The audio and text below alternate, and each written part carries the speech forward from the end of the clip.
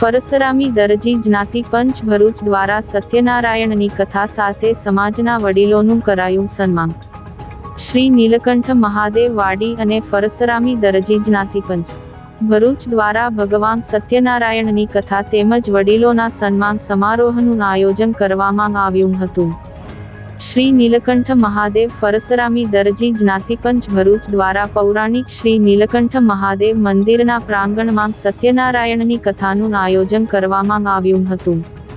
આ પ્રસંગે નવનિર્મિત હોલ ખાતે સમાજના વડીલો તેમજ વિશેષ સિદ્ધિ પ્રાપ્ત કરેલ વ્યક્તિ વિશેષનું સન્માન સમારોહનું આયોજન ટ્રસ્ટના પ્રમુખ મનહરભાઈ રામજી તેમજ ટ્રસ્ટી મંડળની ઉપસ્થિતિમાં કરવામાં આવ્યું, જેમાં 75 વર્ષ પૂર્ણ કરનાર સમાજના વડીલોનું પુષ્પગુચ્છ અને સ્મૃતિ ચિહ્ન આપી સન્માનિત કરવામાં આવ્યા।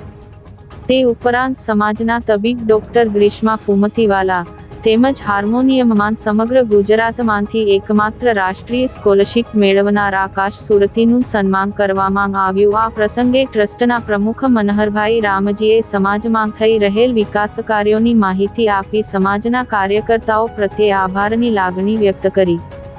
સાથે સમાજના અગ્રણી અને જેપી કોલેજના પૂર્વ પ્રિન્સિપાલ ડોક્ટર પ્રવીણભાઈ ફરસરામે સમાજને વધુ સંગઠિત થવા અને આ રીતે સમયાંતરે કાર્યક્રમોના આયોજન માટે અનુરોધ કર્યો હતો।